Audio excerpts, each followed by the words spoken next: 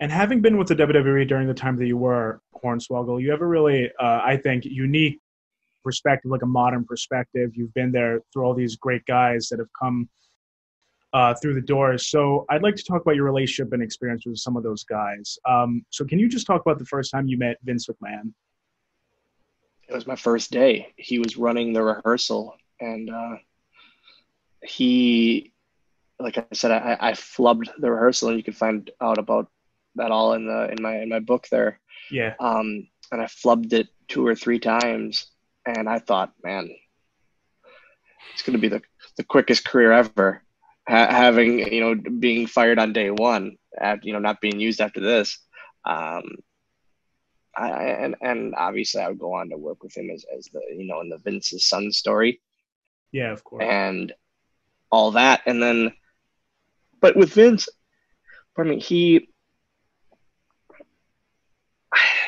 as long as you treat him like a boss, he's going to treat you with respect. And I was never treated poorly by him ever. He, like I say, him, that company gave me 10 years of my life that I was living my dream. Yeah. I can't ask for much more than that. But I was always, it's hard to not be intimidated by him. That's for sure. And right.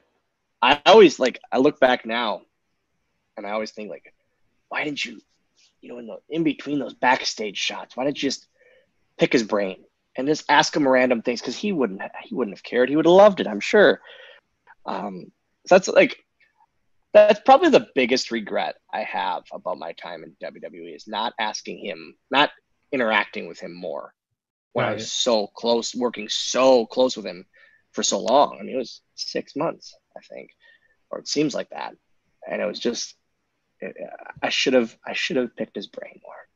For sure. And how did the illegitimate son storyline actually make its way to you? How did you find out? I know you speak about it in your book a lot. If you could tell. Yeah, they literally, Bruce Pritchard told me at 3:30 that day when they were doing the rehearsal, he caught me and said, "Hey, give me your phone." Oh, no. All right. Well, you're gonna want to give me your phone.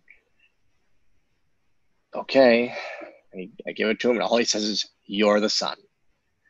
And I go, okay. And it was literally off to the races. It was kept secret from everyone. Yeah.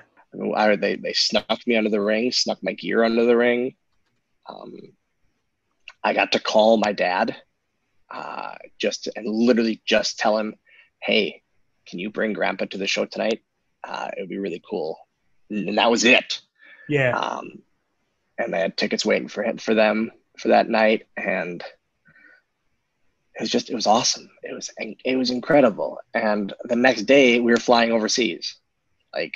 Right. I didn't even it just kind of sucked because I wanted to hang out with I just wanted to hang out with my family and my friends that night because it was such an incredible night for me. But we were literally, after the show, we went to the Green Bay, the airport. We all got on the charter plane to fly overseas.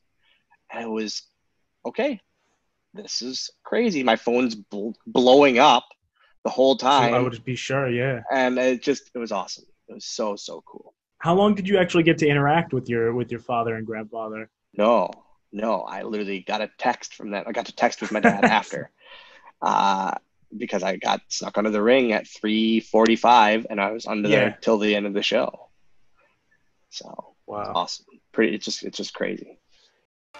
Woo, Messy Daddy, Boogie Woogie Man feel good. I tell my people, my brothers and sisters, don't you dare miss online.